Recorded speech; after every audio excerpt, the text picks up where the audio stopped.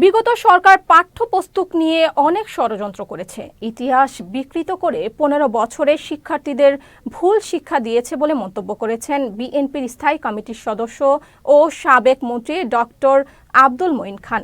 রোববার নরসিংদীর পলাশ থানা সেন্ট্রাল কলেজে আয়োজিত নবীনবরণ অনুষ্ঠানে প্রধান অতিথির বক্তব্যে তিনি এইসব কথা বলেন।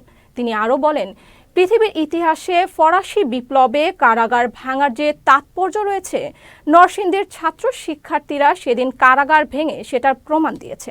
কলেজের অধ্যক্ষ আমির হোসেন গাজীর সভাপতিত্বে অনুষ্ঠানে বিএনপি ও সহযোগী সংগঠনের নেতাকর্মীরা উপস্থিত ছিলেন।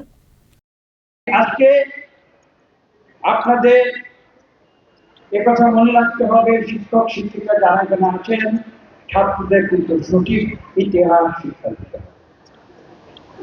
জোর করে ভুল শিক্ষা দিয়ে যে কোনো কিছু অর্জন করা যায় না, তার প্রমাণ কিন্তু গত 15 বছরে আপনারা দেখেছেন। গত 15 বছরের সিলেবাস তৈরি করে বই ছাপিয়ে ছাত্রদের অনেক শিক্ষা দেওয়া হয়েছিল, সেই শিক্ষায় কিন্তু কোনো কাজ হয়নি। সমস্ত শিক্ষা কিন্তু আমরা দেখেছি 5ই আগস্ট একদিনই উল্টে গিয়েছে।